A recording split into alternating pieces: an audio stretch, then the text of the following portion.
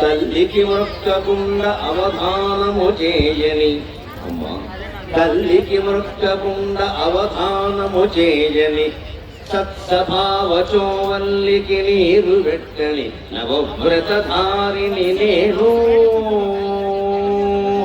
తల్లికి మొక్కకుండా అవధానము చేయని సత్సభావచోవల్లికి నీరు పెట్టని నవవ్రతధారిని నేను.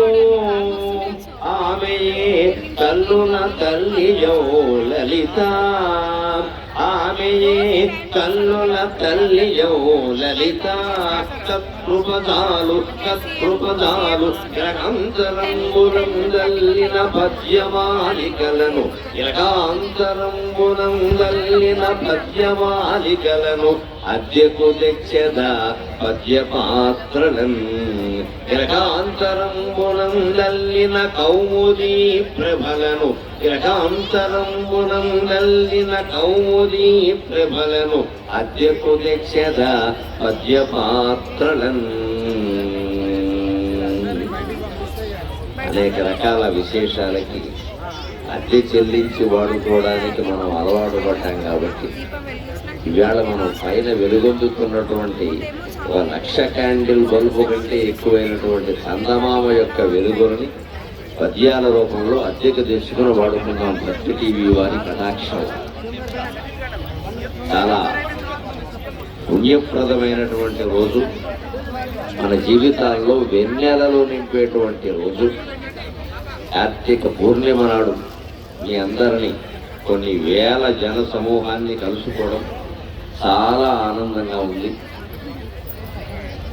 ఈ ప్రతి ఏటా కోటి దీపోత్సవం అనేది ఉభయ తెలుగు రాష్ట్రాల వారికి, ఇతర రాష్ట్రాల్లో ఉండే తెలుగు వారికి, ఇతర దేశాల్లో ఉండే తెలుగు వారికి కూడా హైదరాబాదు రావాలని అనిపించి పుట్టింటికి రావాలి అనిపించే పండుగలాగా తయారు చేశారు భక్తి టీవీ వారు.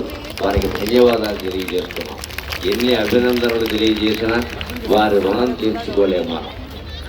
ఇగో మీ స్పందనే దానికి ఉదాహరణ. ఇవాళ ప్రత్యేకంగా మహిళలందరూ తెలుగు రాష్ట్రాల్లో, ఇతర రాష్ట్రాల్లో, విదేశాల్లో ఎక్కడ ఉన్నా సరే కోటి దీపాల నాటికి భాగ్యనగరానికి వెళ్ళాలి. భక్తి టీవీ ఆధ్వర్యంలో మనం కార్తీక పుణ్యాన్ని పొందాలి అనేటువంటి దృఢ నిశ్చయంతో ఇక్కడికి వస్తున్నారు. ఒక ప్రభుత్వం తలుచుకుంటే అయ్యేది కాదు, రక్షక భటులు తలుచుకుంటే అయ్యేది కాదు, సైనికులు తలుచుకుంటే అయ్యేది కాదు. ఆధ్యాత్మికతకి తెలుగునాట 2 రాష్ట్రాల్లో ప్రత్యేకగా ఉన్న భక్తి టీవీ మాత్రమే దీన్ని సాధించగలిగింది. అటువంటి కార్యక్రమంలో మనం సమావేశమయ్యే ఒక్కసారి పైన వెలుగుతున్న చందమామను చూడండి. ఇక్కడ మనం ఎన్ని దీపాల కాంతుల్లో ఉన్నా